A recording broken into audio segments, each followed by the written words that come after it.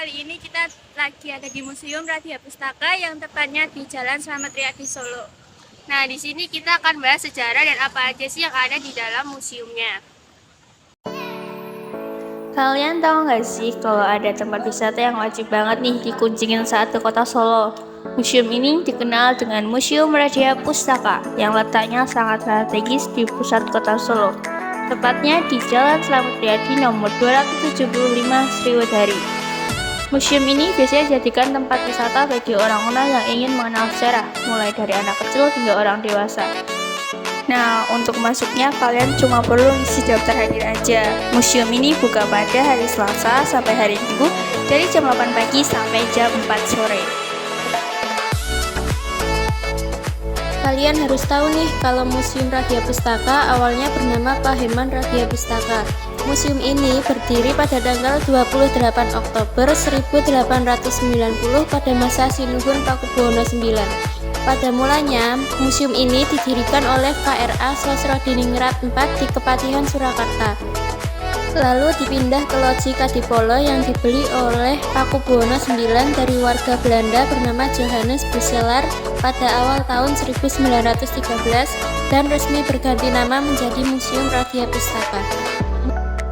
Radia Pustaka sendiri berasal dari kata radia yang berarti keraton atau negara, sedangkan pustaka berarti perpustakaan.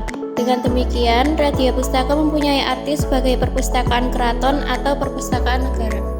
Museum ini memiliki luas bangunan seluruhnya 523,24 meter persegi, terdiri dari ruang pameran tetap 389,48 meter persegi, ruang perpustakaan 33,76 meter persegi, dan ruang perkantoran 100 meter persegi. Walaupun ini museum yang banyak benda-benda bersejarah, tapi sangat menarik untuk dijadikan spot foto. Jadi kalian harus banget sih datang ke sini. Oke, selanjutnya kita bahas yuk apa saja yang ada di dalam museumnya.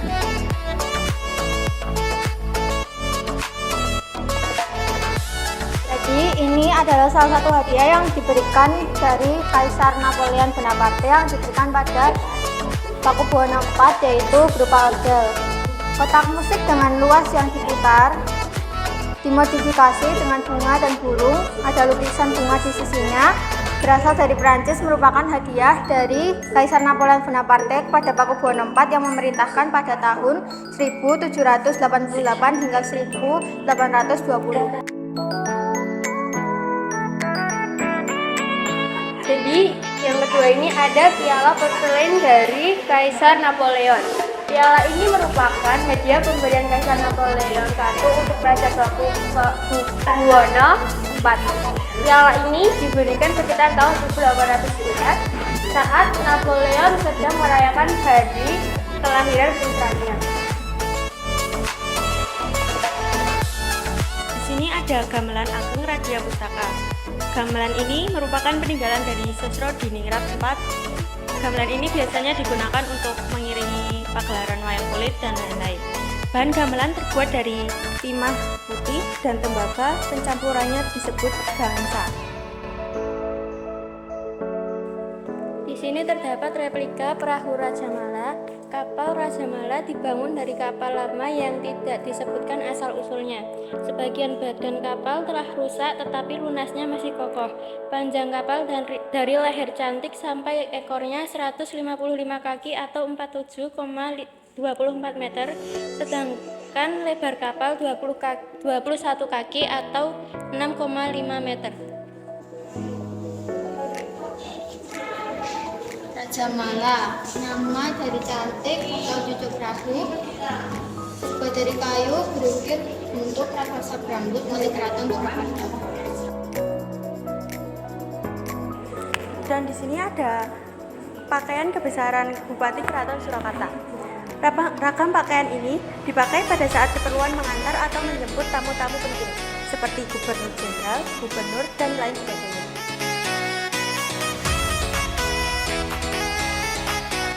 Jadi ini ada mesin ketik huruf Jawa. Museum Nyetik ini merupakan peninggalan dari masa Gusti Hadi Wijaya pada tahun 1926 sampai 1969 dan digunakan oleh beliau untuk menulis surat-surat resmi dari Paheman Raja Pustaka. Gusti Hadi Wijaya adalah seorang kurator ahli sekaligus memelihara benda-benda yang berada di museum. Model rangga dulunya digunakan untuk ciptaan khususnya waktu Buwana IX. Yang pertama kali di pemakaian, kemudian juga untuk para putra raja selanjutnya. Bangunan tersebut berangkat pada tahun 1811 Masehi dan dibangun kembali pada 1882 Masehi. Dalam museum ini terdapat ruang tosan aji atau ruang logam berharga. Di ruang ini dipamerkan berbagai senjata yang terbuat dari logam, arca, serta miniatur-miniatur rumah joglo, rumah asli Jawa Tengah.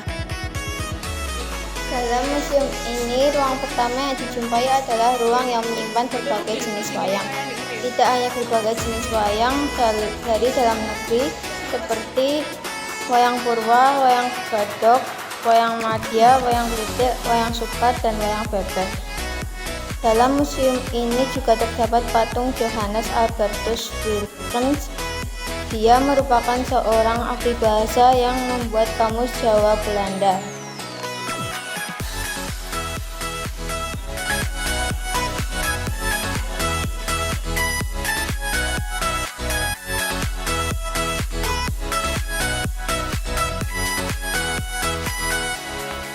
Teman-teman, sekian dari kami. Jadi kita hari ini tuh udah ngelilingin ya Museum Radia Pustaka ini.